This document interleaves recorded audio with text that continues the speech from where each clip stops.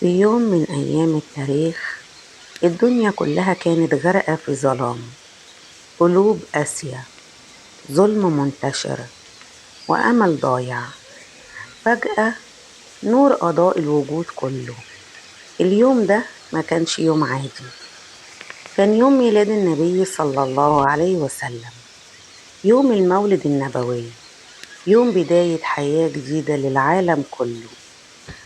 العالم كان محتاج رسول.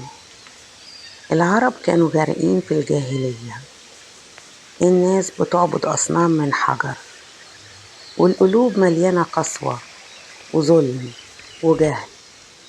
الإنسانية كلها كانت بتصرخ، محتاجة حد ينقذها. وفي اللحظة دي ربنا أذن بميلاد رحمة للعالمين. النبي صلى الله عليه وسلم اتولد يوم الاثنين 12 ربيع الأول، اتولد في مكة المكرمة.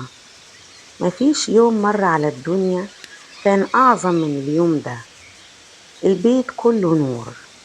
أمه آمنة بنت وهب تحكي أنها رأت نورا خرج منها أضاء قصور الشام، كأن الدنيا كلها بتعلن انتهى الظلام وابتدأ عهد جديد.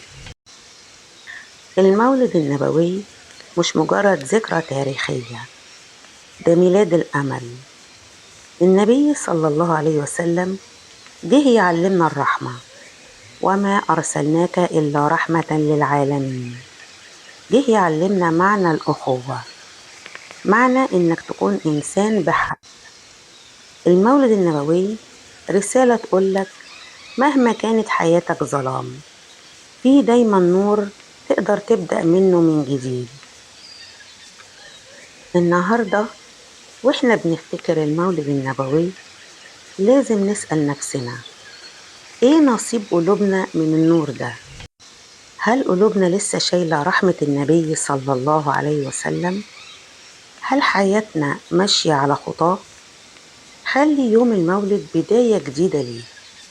أرجع قلبك لربنا وعيش برسالة نبيك. مولد النبي صلى الله عليه وسلم مش بس ميلاد شخص، ده ميلاد أمة، ميلاد نور ما بينطفيش. فكل سنة وانتوا والنور مالي حياتكم.